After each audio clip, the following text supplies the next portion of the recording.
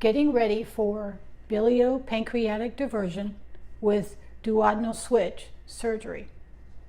You will need to go shopping for a few things to have on hand prior to surgery. Over-the-counter medications and supplies that you will need are Hibiclen's antibacterial soap, which is available at any pharmacy, Tylenol, acetaminophen, gel caps, Imodium, Gas-X, and milk of magnesia. Vitamin supplements that you will need are Bariatric Advantage ADEK multivitamin with iron. This is available at our office. And calcium citrate with vitamin D. Groceries. Here is a list of suggestions for the early phase after surgery. Please refer to the BPD, DS, and malabsorbed procedure post-op nutrition handout for additional information. All BE nutrition products are sold at our offices. Clear liquids, such as water, clear broth, unsweetened tea, Crystal Light, or flavored sugar-free water enhancer, sugar-free Powerade or Gatorade, sugar-free Jell-O, sugar-free popsicles, protein water, BE Nutrition fruit drinks or broth, which contain 15 grams of protein.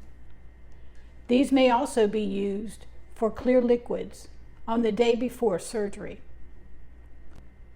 Full liquids, such as BE Nutrition cream soup, contains 15 grams of protein. BE Nutrition protein shakes or pudding, any flavor, and these contain 30 grams of protein.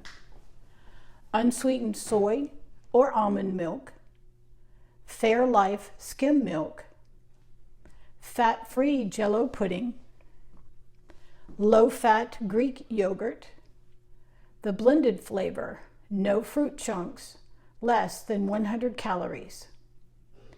98% fat-free cream soups, which must be strained. No sugar added, natural applesauce. You will see your surgeon for consent visit in the few weeks prior to surgery. During this appointment, the procedure will be discussed in detail with you, and you will sign your consents for surgery. Your final questions will be answered, and the risks and benefits of the procedure will be reviewed. Risk of complications will also be discussed and will vary according to an individual's health status. We encourage you to bring your significant other or a family member with you to this appointment. They should be aware of what is expected as well and may have additional questions for the surgeon. The following are possible early complications that may occur with any abdominal general surgery. These complications may require hospitalization and additional surgery. Infection, bleeding, that's from injury to surrounding organs, pneumonia, deep vein thrombosis, which are blood clots in the leg, pulmonary embolism, which are blood clots in the lungs, intestinal obstruction. This is usually due to the development of hernias or scar tissue, dehydration, or death. Additional complications which may occur in the first few weeks following weight loss surgery include gastroesophageal reflux and staple line leak. Staple line leak may also require hospitalization and additional surgery. The following are possible late complications that may occur 6 weeks or more after surgery. Hiatal hernias. This is where part of the stomach slips up and passes through the diaphragm into the chest. Other hernias. Gastroesophageal reflux disease, or GERD. Intestinal obstruction. Gastric ulcers and bleeding. This risk increases with tobacco use and certain medications. Osteoporosis, related to dietary intake, weight loss, and menopause. Gallbladder disease, related to weight loss. Flare-up of gout and kidney stones. This is related to inadequate liquid intake. Poor weight loss and/or weight regain. The surgeon will also review your medication list on this visit. You may be asked to speak with your primary care physician and/or specialist physician, such as a cardiologist, prior to stopping or changing any medications before surgery. The following medications will require specific attention. Non-steroidal anti-inflammatory drugs, or known as NSAIDs. These medications should be stopped 10 days before surgery. They include, but are not limited to, Advil, ibuprofen, Motrin, Aleve, and Naproxen. Steroids. These may need to be stopped, but should be discussed with your surgeon and primary care physician first. This includes medications like prednisone. Blood thinners.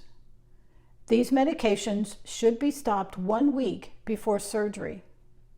They include, but are not limited to, aspirin, Coumadin, Plavix, Brilinta, Eliquis, Xarelto, Pradaxa, Agranox, Persantine, or Ticlid.